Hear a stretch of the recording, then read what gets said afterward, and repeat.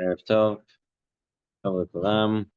Okay, Rabotai, we're going to continue in the halachot of Muktzeh. We're going to be on page 305. We're in the Tzurba Rabbanon. We're in volume 20 in the Hilchot Shabbat, the Niyaza family volume.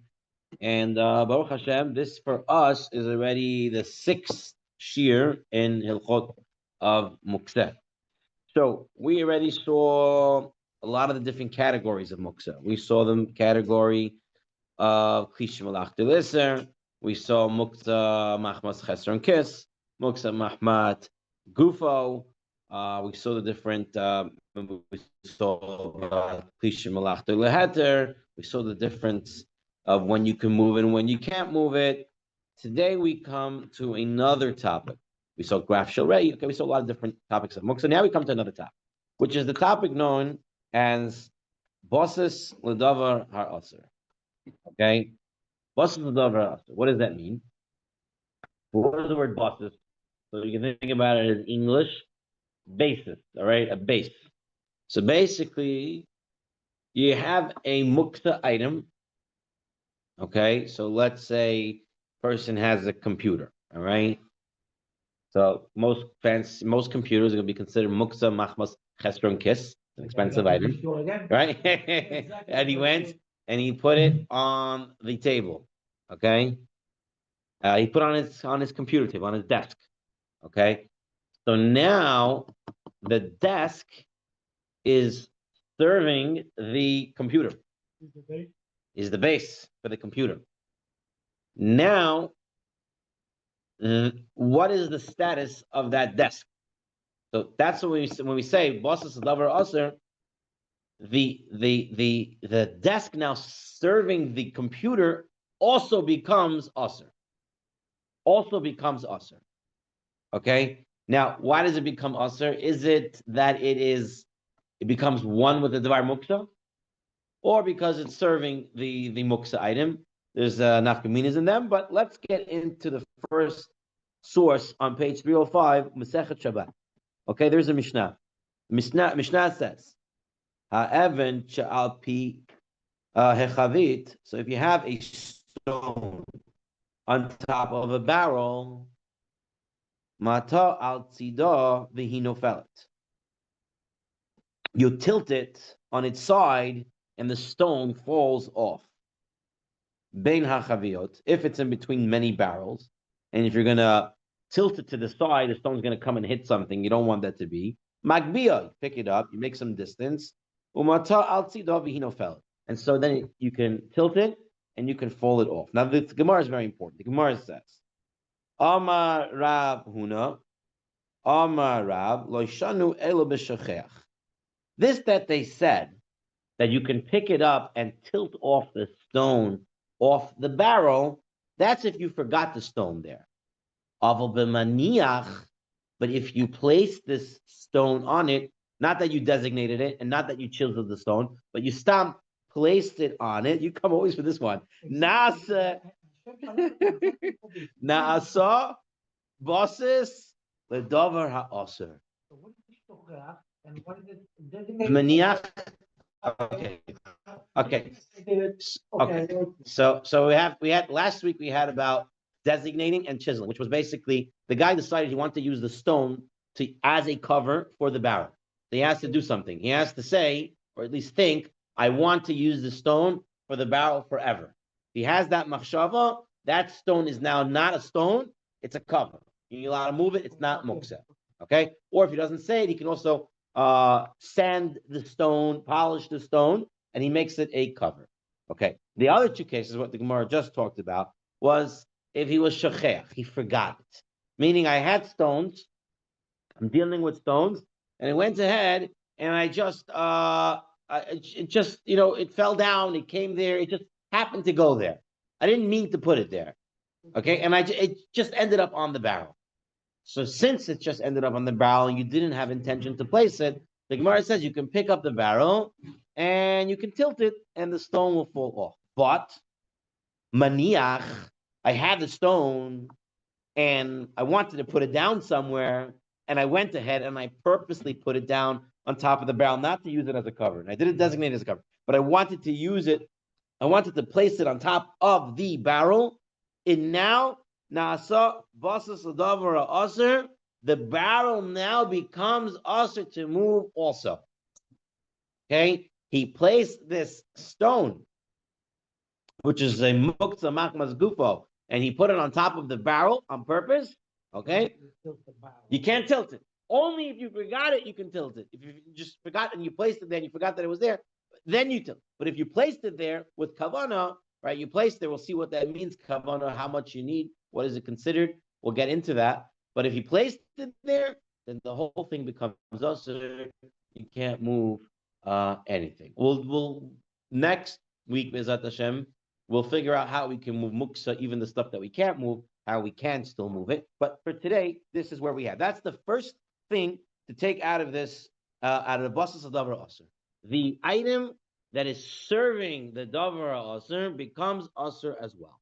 The basas, the base, becomes aser just like the item that it is on top of it that's serving, that it is serving. Okay, now there are going to be conditions.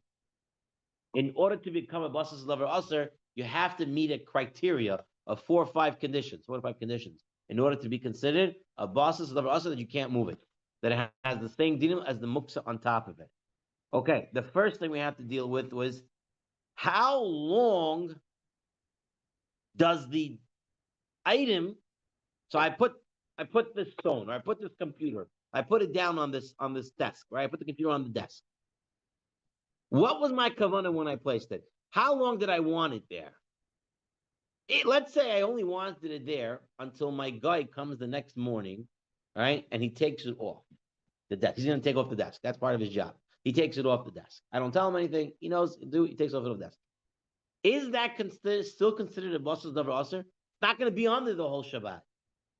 Or do I say that as long as it was on there when Shabbat started, it remains a basas davar aser? So in fact, this is actually a machloket rishonim, and the Beit Yosef brings it down. It's a machloket of a grandfather and the grandson, Rashi and Rabbeinu Tam. Okay. If someone has kavanah to take off the davar aser, the muktzeh, on Shabbat, over Rabbeinu Tam, the lechashiv kemeniach kiven shadatoi litalo b'Shabbat. Says Rabbeinu Tam, if you're not going to keep it on there the whole Shabbat, it's not considered that it was placed there. Maniach, remember? Maniach, if you placed it, placing it means I'm placing it there for all Shabbat. So if I didn't place it for all Shabbat, it's going to come off. The guy's going to come take it off, whatever it is. That's not considered placed, and therefore it doesn't become a basas. Rashi says, Rashi, they call shaniach al dat sheisharoi sham b'chnisat hashabat af pishidato l'tilo b'shabbat mikre maniach. Says Rashi. Rashi says no. In order for it to be considered placed, you have to have been there at Ben Hashmashot when Shabbat came in. If the davar aser, the muktzeh, was on the barrel, the computer was on the table, the computer was in the backpack, wherever it was, if that was there when Shabbat came in, that already becomes a basas l'davar aser. Says the Shulchan Aruch, Thoughts 3, page 306. Says the Shulchan Aruch. Shachach even api chavit. Now, we already know, shachach, you can tilt it off. V'im hinicha malei amidato, adat shisharu sham b'chnisat hashabbat, if you left it there, that it should be there in the beginning of Shabbat, osir le'na'er. Then you're not allowed to tilt it, and you're not allowed to shake it off. The Shulchan Aruch brings like Rashi, that if you put it there at the beginning of Shabbat, if it's there at the beginning of Shabbat, it's maniach at the beginning of Shabbat, it becomes a basas davar aser. It doesn't need to stay on it the entire Shabbat. Then he brings Rabbeinu Tam. Rabbeinu Tam says, he brings Rabbeinu Tam. Then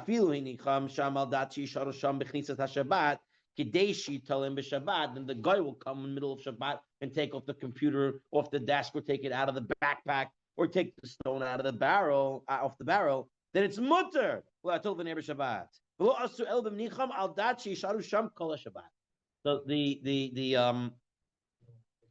Shulchan Aruch brings two opinions: a stam and a yesh. So what's the principle? You have a stam and a yesh. So what's the principle? You have a stam and a yesh. You have a stam, a regular opinion that he just says, and then he says the yesh oimrim. The halacha is like the stam. So the halacha is like Rashi. The halacha, says Shulchan Aruch, is like Rashi.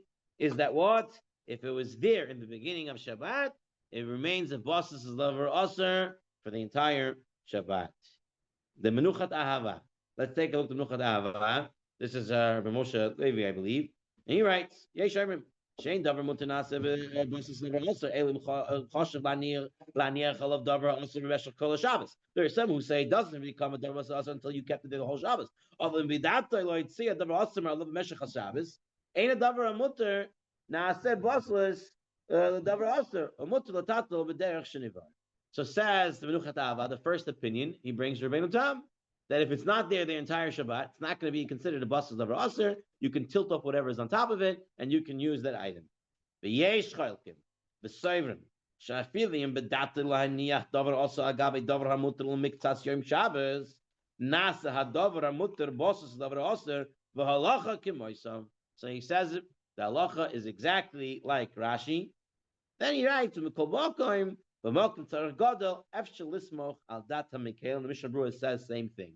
So if there is a tzarech gadol, big necessity to do this, then you can hold like Rabbeinu Tam and say, oh, if it's not planned to be there their entire Shabbat, then it's not going to be a basas davar aser. But the stam halacha is like the stam in the Shulchan Aruch, which is Rashi's opinion, that as long as the muktzeh item was on the table, on the desk, in the backpack, on the barrel at the start of Shabbat, and it was placed there, right? It was maniach there at the start. That item, that basis, that serving the devar muktzeh remains a basas davar aser for the entire Shabbat. Okay, for the entire Shabbat. Okay, that's the halacha. Now we come to another condition. So far we needed a condition that has to be there at the start of Shabbat. We already spoke about kavana maniach, but let's take a little bit a closer look at maniach. What does it mean? Intentionally putting it there. All right. So says the Mishnah Berurah. Source number 5. V'hineh bikr din basis masik b'basis. V'hineh bikr din basis masik v'magen Avraham deloy mikre basis elim kein haniach alav dvar muktzeh b'shvil shitashev alav b'toiv. That the guy placed it there on top so it should sit there nicely, securely. According to the Magen Avraham, says the Mishnah Berurah, when it says maniach means I'm placing it there in its proper place. It's good, placed well, not stam just placing something there. If I'm just leaving it there incidentally, I'm walking by and I need a place to put something, and I put this dvar muktzeh, I put it on purpose there, but I didn't mean to put it there forever. It's not something that I'm actually wanting to place there. You have your laptop. You don't mean to put your laptop on something small and shaky, right? You want to place it on something secure. So says the Mishnah Berurah, according to Magen Avraham, it's not considered placing if you're putting it somewhere just incidentally. I'm just placing it. I just got it out of my hand for a second, and then it's there. That's not considered maniach. You have to actually place it good. Say right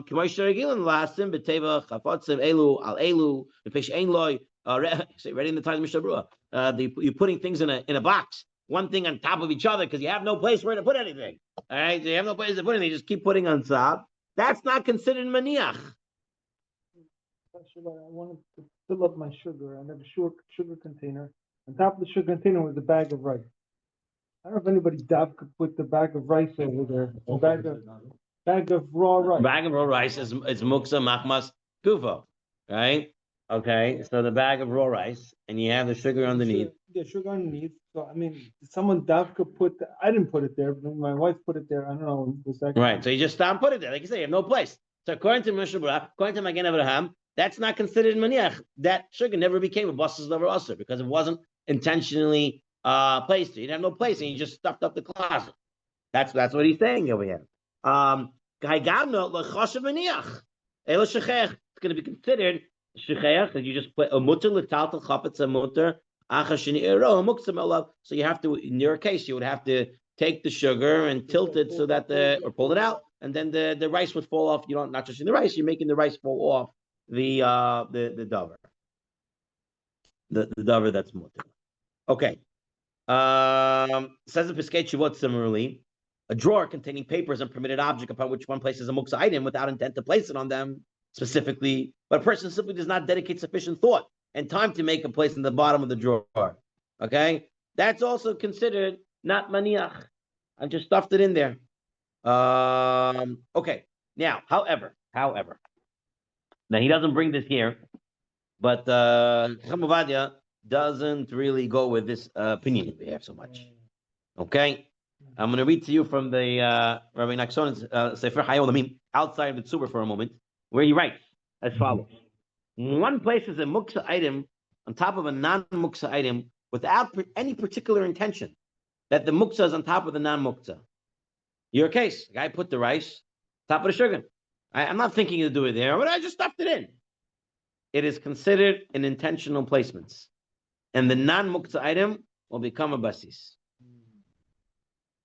So the sugar became a basis, in this case, according, and he brings this to the question of akrai, right, by chance, right? So he brings the Beit Yosef, bring the Trumat Hadeshin, who says that even if it's akrai, it does create a basis, not like the Magen Avraham, and not like the Mishnah Berurah brought down.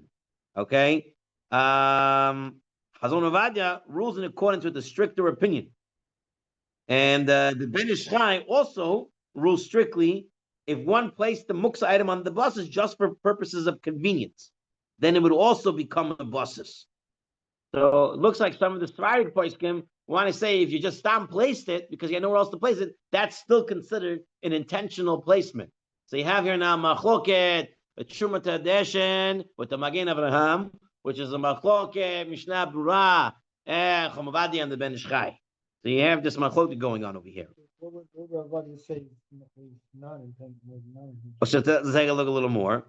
If the owner placed the muktzeh item on the base intentionally during the week and planned to remove it before Shabbat but forgot, or he left it there without specific intention to leave it there throughout Shabbat, right? He put it there, but I didn't think I'm going to leave it there for Shabbat, or I meant to take it off before Shabbat, then it does not become a bus. I placed it there on purpose, but I was either thinking to take it off and I never got around to it, or I didn't really mean to leave it there on Shabbat. In that case, it doesn't become a bus. He writes over here in the Vadim, Chazon Ovadia explains the Trumat Hadeshin will also agree that forgetting the object there days before Shabbat does not create a basis. So if the rice was on top of the sugar days in advance, I didn't just put it there on Friday, but whatever, I put it there on Tuesday, Wednesday, whatever it was, I didn't mean to leave it on top of there, and I was thinking that I'll clear up the sugar later, and I didn't end up, then it's not a basis.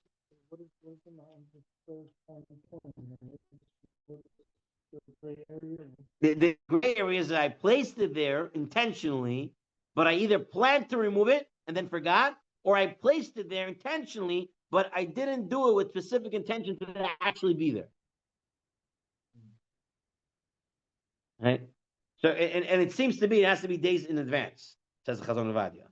Right? So it's not like on Friday I was cleaning up and I just threw the sugar, the rice on top of the sugar. Then he would say, Chazon Ovadia would say that's still a basis of davar. But if I did it on Tuesday and I put it in, and then I meant to take it out, or I didn't have kavanah to actually leave it there, then it wouldn't become a basis of davar. From my understanding, Chazon Ovadia correctly, that's what he's saying. Depends when you put it. He seems to be saying if you put it during early in the week, forgetting the object there days before Shabbat does not create a basis. That's what he brings down.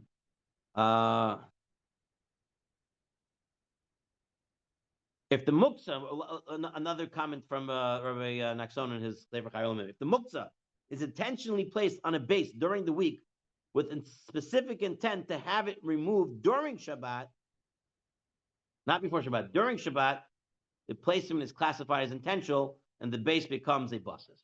Right? It's not that I plan to take it off before Shabbat, but I plan that it comes off on Shabbat. Right? No, that's not going to work. That's going to be a basis of davar also. Okay. So that's on. That's very interesting. It's here in the Tzurba, he brings both opinions. I would expect him to have brought the Mishnah Berurah and the Chacham Ovadia, the Trumat Hadeshin, Magen Avraham, But okay, that's why we have our other svarim here. All right, let's move on. Now, what happens as follows. I started Shabbat with the laptop on top of the desk. Okay. Then my kids were running around and the laptop fell off the desk. Is the desk now still a basas davar aser? Or now that there is no more there, is it not anymore basas davar aser? It was there when Shabbat started.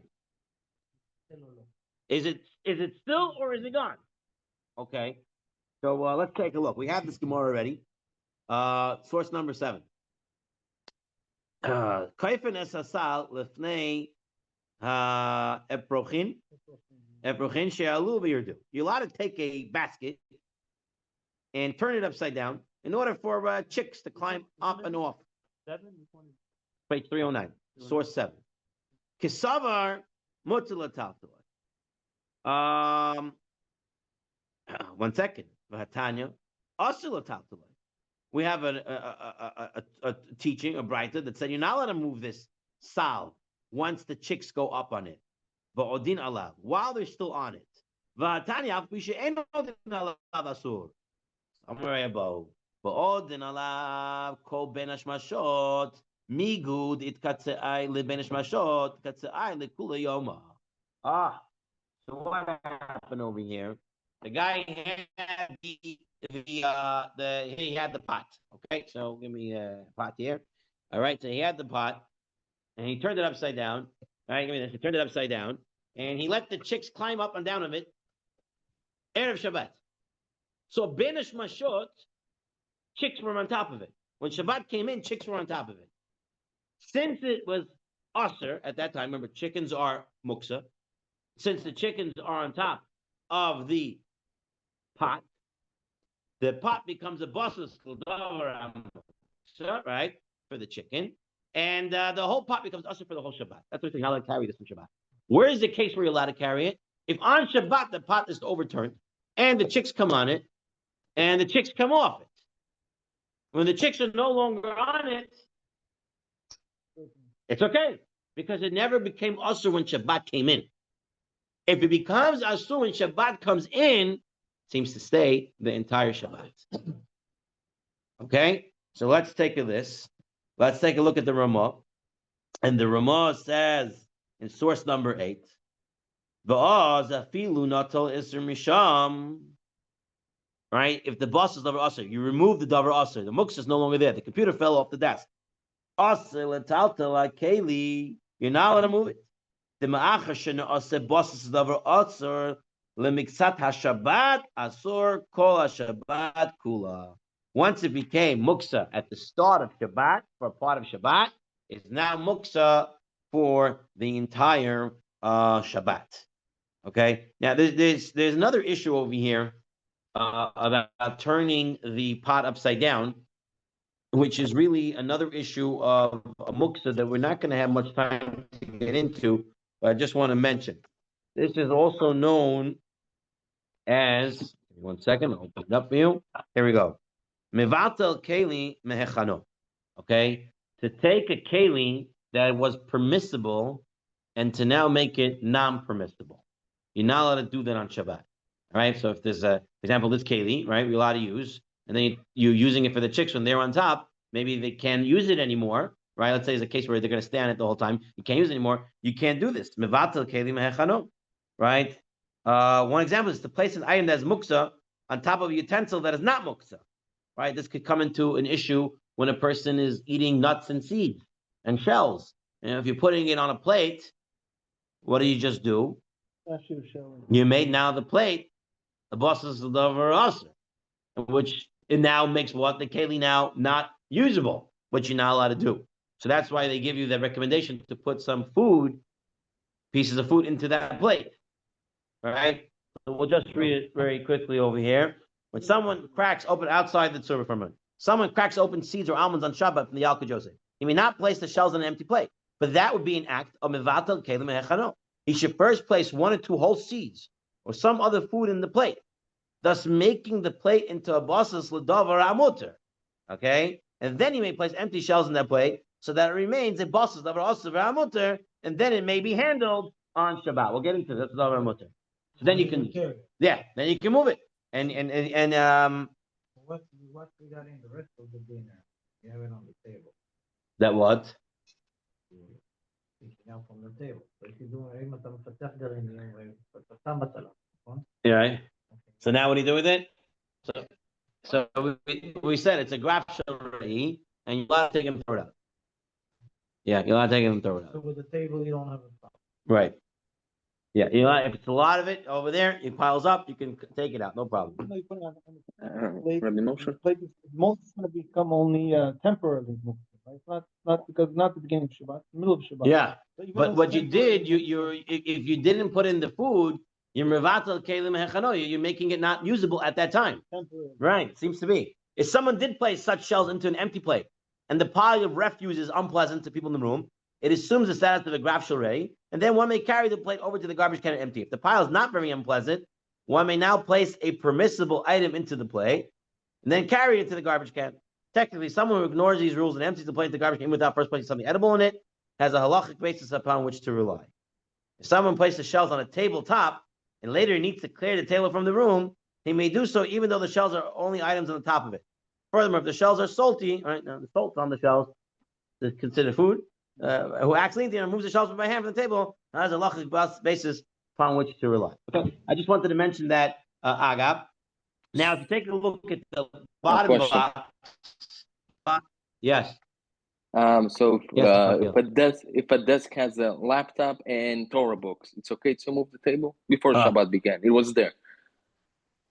Very good. We're going to get into that on page 313. You can see a picture 313. of a chair with Torah books or books of some kind and a iPad or some sort of tablet. Okay. So we're going to get into there. Okay, very good. We're going to get into there. This basis go. It's only what's immediately underneath. Like in the case where we say the shells on the plate, shells are on the plate, but the plate's on the table. So the table also becomes basis. No, it doesn't look like the table's going to become a bus. We're going to see. We're going to have. The candles on the candelabra and the cameras are on the table. Let's look at the candlesticks. Here we go. For this reason, if one lights candles on a table or a tray in the box, bottom box on page 2309, the table or tray upon which they're placed remains forbidden to move even after the candles are extinguished, because the table or the tray was a basas to davra asur, the candle. So now you can't move the table or the tray. So the promise put it on the table. What? Promise. Yeah, never put it on the table. They put some stuff on it. What's the story with it? Let's read a little bit out. Let's read a little bit outside the Tzurba for a moment. We're going to have it inside as well, and the Akadosh is going to bring. We're going to see it. I just want to read this part first. The fire of a candle is considered muktzeh, and the candlesticks that are supporting the candle are considered basas davar asur. Therefore, since they were lit before Shabbat, they retain their status of muktzeh, machmat gufa, and are not allowed to move even after the flame extinguishes. So why the tray? The tray is already like a secondary. Right. So here, in his case, he's saying if you lit the candles on a table or a tray. So you're asking if I have candlesticks and the tray, right? That's your question. The candles on the pamotim, and the pamotim are on the tray, and then the tray is on the table. How far does the buses go? That's a good question. I think we are going to get into it. I think the Yalkut Joseph brings it. I think it's one of our sources shortly. All right. Stay tuned. Stay tuned. All right. So so we have so far, it has to be there when Shabbat comes in. It has to be placed intentionally. And if it was placed intentionally at the start and it fell off later, it still remains a bus of the davar asur. All right. Page 310. Let's say I plan to use this desk on Shabbat. And then Yosef Chaim will come to my house, takes my computer, puts it on my desk. Yeah. I didn't want it. This guy came in, he just came in and did it. So does it become a bus of the roster or not? So very good. Says the Ramah. So we're going to see that in the next source. Says the Ramah. Someone went and put a davar muktzeh on something that belongs to his friend. We don't say it becomes the bus of the roster. The ain adam oiser shechaver shlamidata. You can't be aser someone else's things. The same way, if I walked over to somebody's thing and I bow down to it and made it, it doesn't become aser to that guy. I can't make someone else's things aser to him. It doesn't work. Okay. Now the question Rami said, what about if my wife did it? All right. What if my kids did it? Right? Like, then what? Does it still become, or does it not become? So the Hilchot Shabbat over here, Hilchot Shabbat b'Shabbat, he writes, if one gives his wife or household member a small vessel to use as they wish, they then can forbid it as muktzeh, as long as they're using it, since it was given for them for the use. But if something that the head of the household himself usually uses, so Shabbat Bayit atzmo ragel leishtamish boy, but loy notzim lehem klal hakeli shimush. I got my own man thing. No one else is allowed to touch it. Okay. And then they went and did something, and they placed underneath it, and they placed it. They made a muktzeh, they made it a bus. It doesn't work. He says from Rabbi Yosef Yisham Eliashiv that a wife, if she takes something husband's specific and puts it down, does not make it a bus as never also. However, I must tell you that in the Hilchot Shabbat over here from Sefer Chaim Lemir ben Akson, he writes about the wife as follows, and he brings this from Chazon Ovadia. He writes, if one's wife places the muktzeh down, then the base becomes a basis, since the wife's action is treated as if the husband did it. Ishta kegufo. He goes with Ishta kegufo, not as this, that. No, Ishta kegufo, she did it, you're in trouble. What? Someone wanted to say the other shita is probably better for Shalom Bayit. You know, she did it, it's not a bosses, right? This one, what'd you do? I can't use this now. You made it a bosses. Okay. Now, what about children?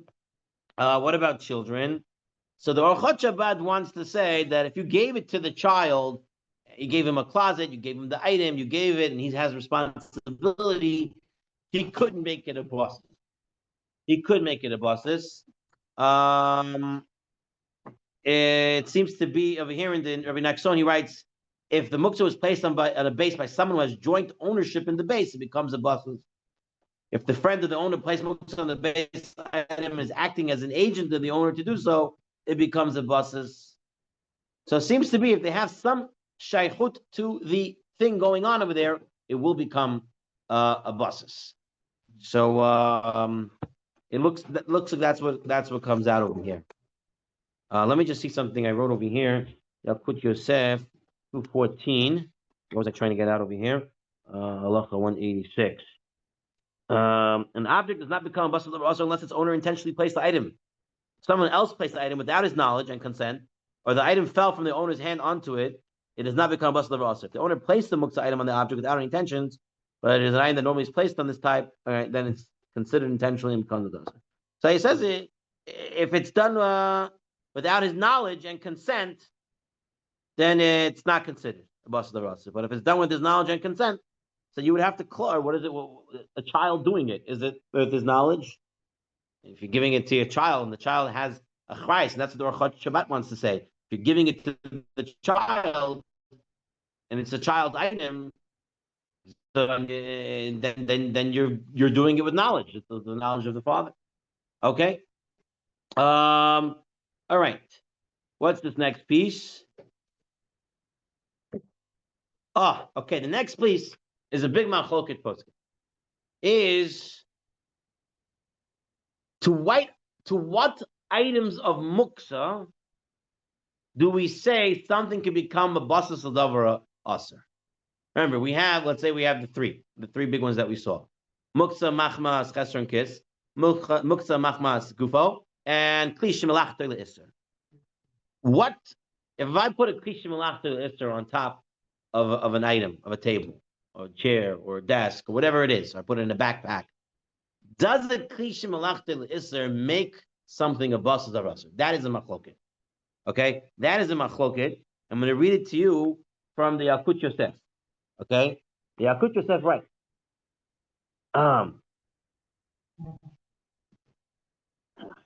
Davar shemut l'tatulay sheniach halav b'yom davar aser b'tiltul kigoin muktzeh machmad gufoy oy muktzeh machmas chesron kis v'chedayma Where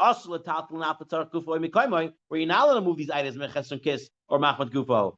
Also, Talta Gameta Keli Hatachton. I feel it's our Gufo Mekaimai. Mipnesha Asa bosses, the Davar Asa. So his first statement to the Alkut Yosef is it only applies to Muktzeh Machmas Gufay and Muktzeh Machmas Chesron Kiss. The Yesh Oimrim Din Gam Kain Im Roinach Al HaHeter Keli Al HaHeter Keli Shemalachta Le'isra. And there are those who say it also applies to Kli Shemalachta Le'isra. That if I put a pen on top of something, it's going to become a bosses. Okay? But not everyone holds that way. The Hushahu Muktzeh Munach Alav Kozman Benish Mashot. V'afim Kain Achshav Im HaMuktzeh Munach Alav K'koy Shinatul Goy or Katan Nafam Elav Mukomokim Chashik Vasa Davrask. We already saw that.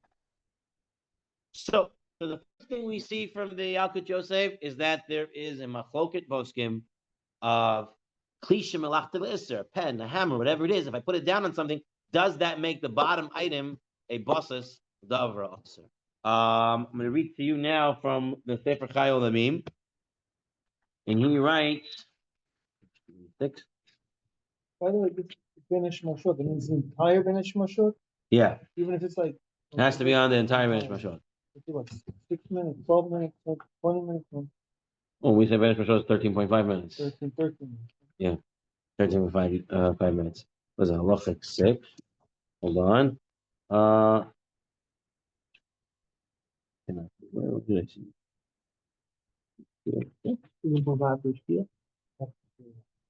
Yeah.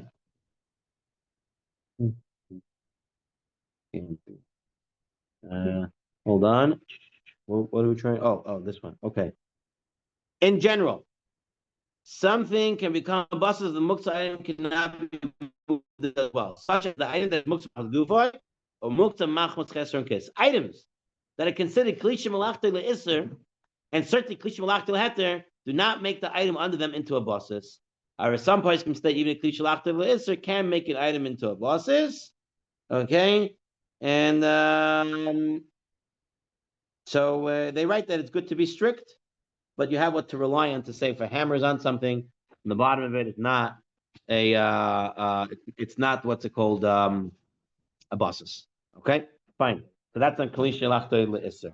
All right, now comes Malkiel's question, and Malkiel's question was, it's on the table is my laptop, and look right there in that picture, page 313. I got my armchair, okay, and I have my iPad there, and I have my books, Svarim, okay. So I have here davar mutter and a davar aser. Does this become a basis of davar aser, or is it a basis of davar mutter?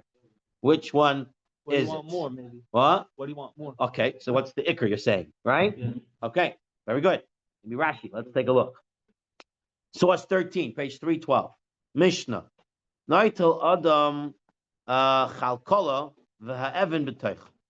A person can take a basket with a stone inside it on Shabbat, and he can walk around with this basket. So the Gemara says, "V'amai, how could he do this? Tehu chalkala basas l'davar aser. The basket should become a bas l'davar aser. Stones in there." So Amar Rabbi Bar Chana, Amar Rabbi Yochanan, hacha bechalkala. That's mola peiros askinan. We're dealing with the case where there is a stone inside that basket, but there's tons of fruit inside that basket. What does that mean? It's a basas l'davar aser veheter. Okay, so the Gemara says, why don't you throw out the fruit and throw out the stone, and then you'll just take the fruits? So the Gemara says you can't do it because the fruits will get damaged. Okay, so it turns out from this Gemara that if you have items that are mutter and items that are aser in there, you're allowed to move it. You should try to get rid of the davar aser, but if you can't, you can still move it. Okay. Now Rashi explaining the sugya in source 14 says it's smaller than peros, so it has a lot of peros in it. The ikr, naasis bosses leperos. The basket is a base for the fruits. That's the ikr. Hilchan evem italtelet agav. Kli uperes shehu muter. Okay, so when you're moving the stone, you're moving it agav on the side. Basically, it's for the fruits. It just happens to be there, so therefore, it is muter. So let's take a look at the Shulchan Aruch. Kli sheyeshel of davar asav davar muter, source 15, page 313. Muter l'tal teloi. You're allowed to move it when v'chegoin shedavar hamuter chashuv midavar ha'aser. When the davar hamuter is more chashuv, more significant than the davar ha'aser. Aval davar ha'aser chashuv yoter midavar hamuter. But if the davar ha'aser is more chashuv, more significant, more important, then batul etzav ha'aser l'tal teloi. So here's this chair, Abutai. Here's the chair. Okay? I have books and I have the iPad. Question. This is a bosses or not? So the question is, what is the ikr on this? It kind of goes according to what's expensive or what you really want. Oh, very good. According to the person, probably. Very good. Right? Person, what he wants, when he wants it, right? All these different things. Okay, and the Ramah just brings what the Gemara said. If you can take off the aser by itself, make it shake it off and get the aser off it, then you should do that. And don't move it with the heter. I mean, if you can get the aser off it by shaking it off, tilting, whatever, you should do that. But if not, you can move it together. Okay, so how do you define ikr? Very good. So everyone said very good. So Unless it's gonna get ruined, right? Like in case of the fruits, right? If you're gonna drop the Right. iPad and right, so then you don't have to. You can still use the armchair if your ikr is the books. You don't have to knock it off if it's going to get ruined. That's correct. If you could knock it off, then you should. If you can't, then you can still move it with it. Okay. Ve'em shneim shavin aser, says the Mishnah Berurah. If they're both equal, okay, the davar muter, the davar aser are both equal, then it's aser.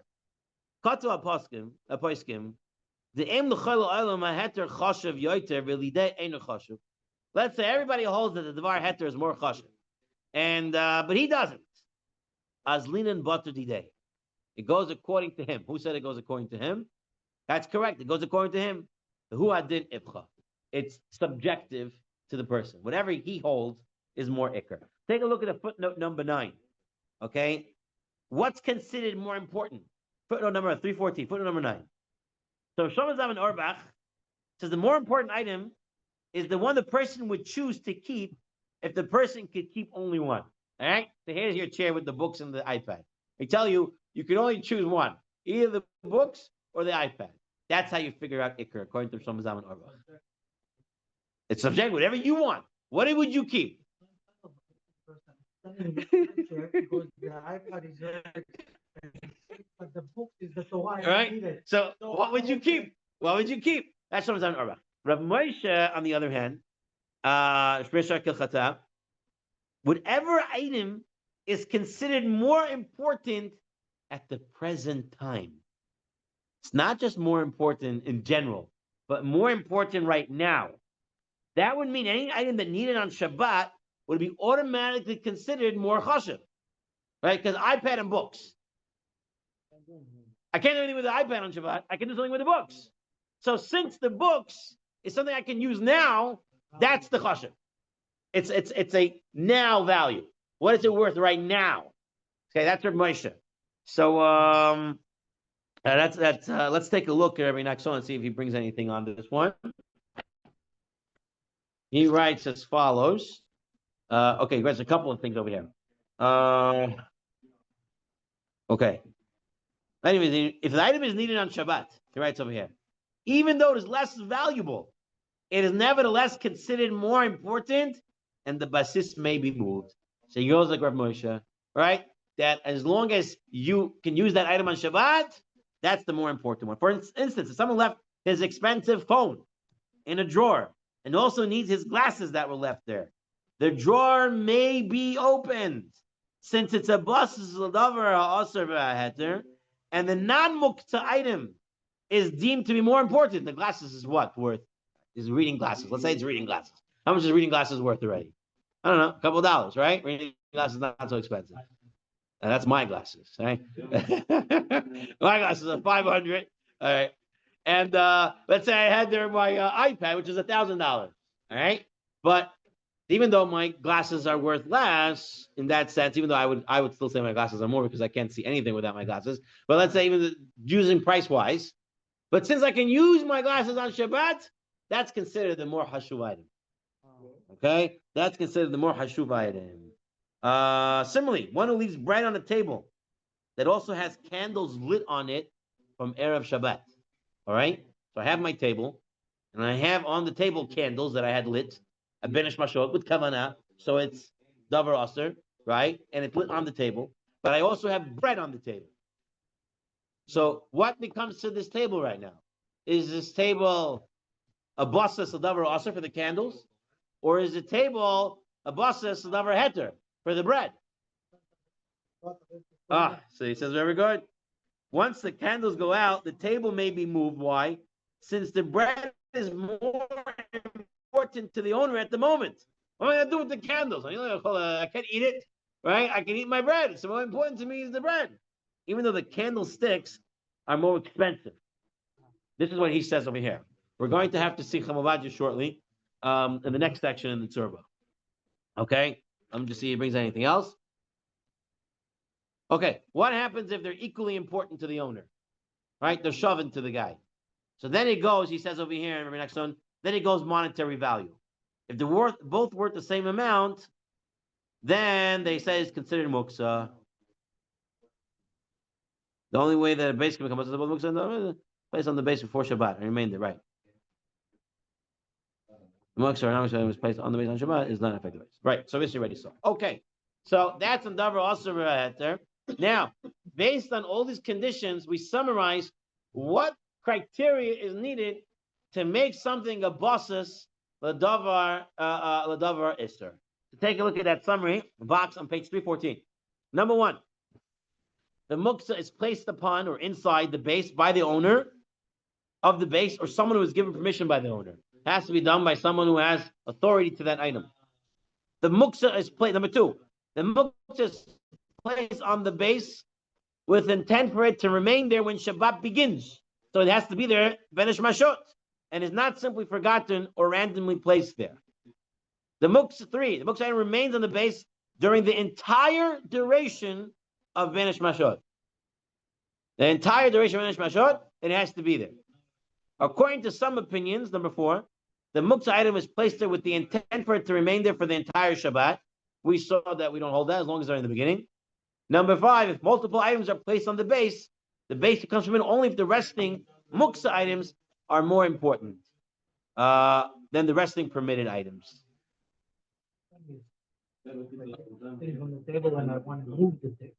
Yeah. Basas laras is the basas mutter to move. Nobody wants to move the table. This table stays. Why not? I want to move the table. I'm having more people come in. I want to move it around. I got to rearrange the dining room. Okay, if I have a davar aser on it, I'm not going to be able to move it. Same thing with the chair, also, or a backpack, a briefcase. So now we're going to have some practical applications. Take a look. We're going to skip a little bit. The Ramah deals with the pocket. The Mishabura says there are two types of pocket, and they will affect how it looks. So come to page 316. Okay, 316. You have what's called a shirt pocket. Now, this is the one day I'm wearing a shirt without a shirt pocket. I have two shirts that don't have shirt pockets. I try not to wear them, but eventually I have to get to them. Okay, so today I have the shirt without the shirt pocket. Now, usually, if you have a shirt pocket, take a look at it, right? It's a pocket that is stitched onto the shirt. Whereas you have what's called a pants pocket, right? Take a look at the picture. It's loose. It's not directly onto the shirt. A little bit it's attached in the front, and the rest of it's hanging. Okay?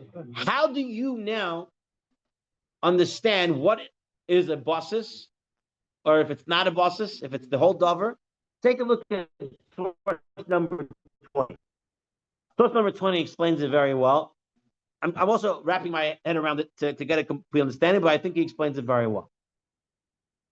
There are two types of pockets. Pockets where it's completely attached to the clothing. The pocket is sewn to the cloth on all three sides. The breast pocket of a man's shirt. Okay? It's attached to all three sides.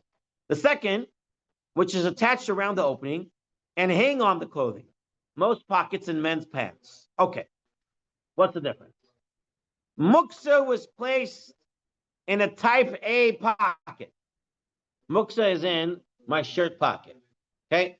I was maniach. I placed it on purpose, money inside there. Okay. So money is muktzeh machmas gufo. I have it and now inside this pocket. The entire shirt, not just the pocket, is a bosses to the muktzeh. The entire shirt is now a bosses to the muktzeh.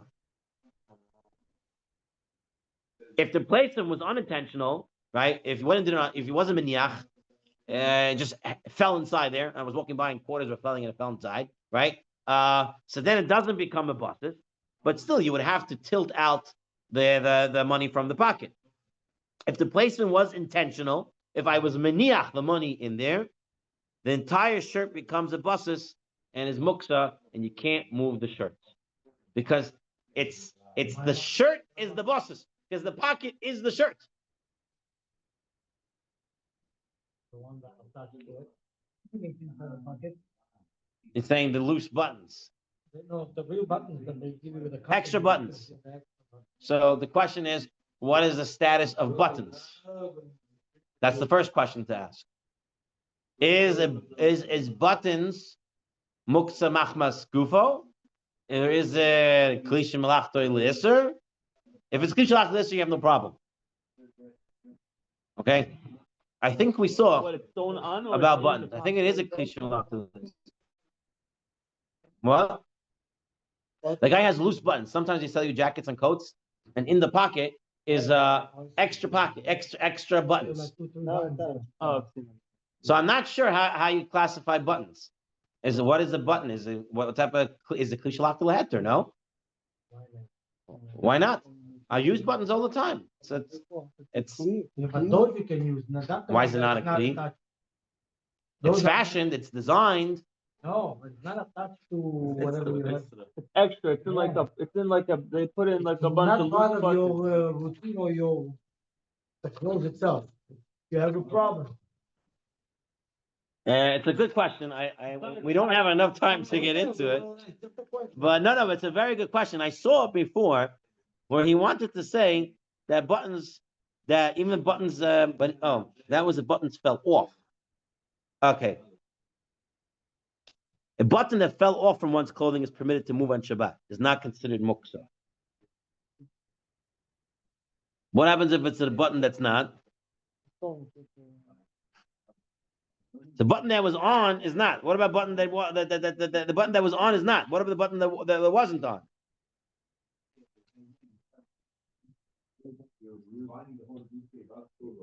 It's a. I'm not sure. I'm not sure. We'll have to look into tzarich on that question. It really depends. What is the muktzeh? If it's muktzeh, klisha malachtoi l'isser, then it's not a problem. If it's a muktzeh that is machmat gufo, then the question is, was I maniach it there? I wasn't. I bought it that way. Then I can tilt over and knock it down. If I placed it in there, then it's a problem. But if I didn't place it in there, if I'm not maniach, right? But what would be the status of the company put it? Is it considered maniach? I know that. Right, no, my question now is, putting it there, is that considered maniach or not? Oh. All right, that's another question. Is that considered maniach or not? If it's considered maniach, then I can't do anything with it. If it's not considered maniach, then I can tilt it out. So you have to figure out. We have to figure out. Hey, what's the button? What muktzeh is it? You have it? Yeah. Same category as muktzeh machmas gufo. So it's muktzeh machmas gufo. Okay, what do you say you do? So if it's muktzeh machmas gufo, now you have to decide: is it maniach or not? Did I place it there? They put it. Company placed it. The company placed it. They don't give you. Sometimes they give you bag. Sometimes they're sewing it. Oh, if it's stored, then it's buttoned to the thing, no? If it's sewn, yeah, then it's bundled to the thing. That's like the end of the shirt. That's like you have it on the shirt. On the bottom of the shirt, they give you the extra button. But sometimes I get it, the suits, sometimes I just have the bag in there, the little baggie. Yeah. Sometimes. So that's, I would say that's not maniach. I didn't place it there. I didn't want it there. I didn't have an idea to put it there. So therefore I can just take the jacket, shake it upside down, turn it on, this button comes out, and the shalom Aleichem, and you continue. But very good. That's a practical application. Okay, what about the pants pocket? Muktzeh, which is top of 317. Muktzeh, which is placed in type B pocket, either intentionally or unintentionally, did not cause the pants to become a bussus, since the muktzeh is in a non-primary part of the pants. So you hear this? This was your question earlier. But that's the only place to put it. What is primary? What's not primary? Right? You were saying the tray, the candlestick, the what? So he's saying that if I had muktzeh inside my pants pocket, the pants does not become muktzeh, does not become a bussus. The pocket is a bussus. The pants is not, because the pants is the pocket is a hanging off the pants, so it's not on the pants. It's not attached to the pants. It's attached to the pants, but it's not on the pants. It's a side compartment. You have the hammock that was attached to Right. the- So they studied. It's on the- Right? According to some person, the muktzeh should be shaken out of the pocket prior to carrying the pants.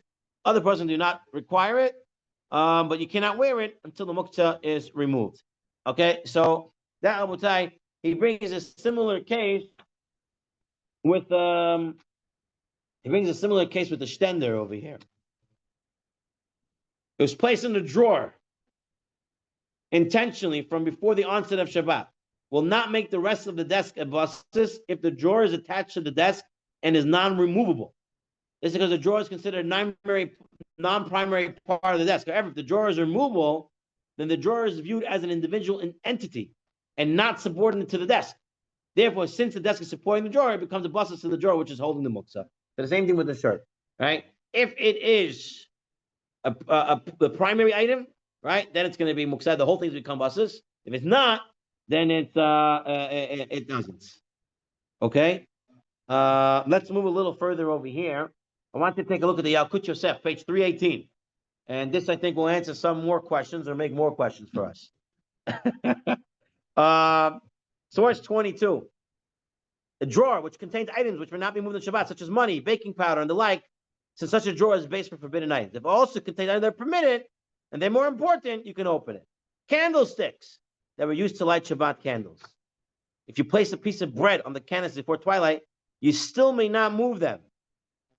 Right? They are not considered a base for forbidden and permitted, since the flame is more important for him. And the candlesticks were designed for the flame. It would seem that one should also be strict about the tray used specifically for placing the Shabbat candles on it regularly. So it seems to be, should be, somehow the tray gets into the candlestick. If one placed the candlesticks on a regular tray, or if one placed them on a table, and before Shabbat placed on the tray or table bread or the utensils that are more important than the flame, one may move the tray after the candles have been blown out, since the tray or table was not made exclusively for the flame. So he seems to be saying it depends what type of tray you're using for your candlesticks. If the tray is specifically for the candles, right? You have some of those the trays that says Shabbat, they have it just for the candles, or you just use it for the candles, then they're going to seem to be part of the candles. But if it's separate from the just tray that you have, or it's on the table, and then the tray or table is considered a base for forbidden and permitted object. So if I have on the table the candlesticks and the bread, right? The bread is going to make it mutter because They put it on the same tray. right on the same tray or the same table or stuff like that. But if it's a tray that's miyuchedet, that's just for that, and I put bread, then it's not going to work. The tray with the candle. It's a specific tray for the candles, Yeah. and then I put bread, that doesn't work. But if it's stam a tray or stam a table, and I put, then it's fine. That's what he writes up. Can you move the table? Same thing applies with the keychain. Look at the keychain. How about the So I table? have on the keychain, I have my regular keys and I have my card key. Card key is asur, right? It's Muktzeh machmat gufo. But I'm allowed to move it around as long as I'm not touching it. I'm touching the other keys. All right, you should take it off initially, but if you didn't, that is fine. Same thing applies with suitcases. What do you have inside there? What are you traveling with? How are you doing it? All these are examples of buses. We'll give some more. A knife, a pocket knife, right? There's there's a nail clipper, right? And other stuff like that.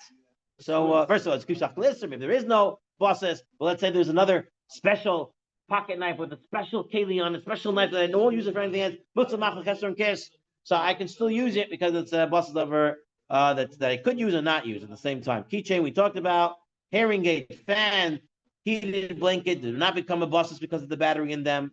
Suitcase, the muktzeh must be removed for Shabbat. One will need to open it unless one has other items in the suitcase that one will not need for Shabbat as well. So one can see there were a lot of halachot here that play out in the buses, the lover, ha'asr. It's going to require us to come back and again to learn Hilchot Muktzeh. The plan is, Rabotai, next week Sunday to finish up this volume of the Tzurba, as we're going to finish with. Even though you can't move all Muktzeh, there are some permitted ways to move Muktzeh. Very important. That's going to be Zat Hashem next week when we'll finish it. We'll have a little bit of a, hopefully a little bit of a Suda here, as we'll make a siyum on this volume. We are going to be purchasing new volumes. Volume 21 is already out. So if anyone wants to help with the purchase, please let us know. No, I don't think so. I think there's at least 2 or 3 more. Yeah. It's going to be 7, 16, 17, 18, 19, 20, at least 21, 22. And I think they said there might be a 23rd. So we shall see. Yeah, the English one is more expounded. We have Minyan, Ken? Okay, Rabbi Hanan Mekasher Omer Atzah Kadosh Baruch Hu Zakar Yisrael. Fikach Yibam Torah Mitzvot Shneimar. Adonai Chafetz Leman Tzidko Yagil Torah V'Yadil.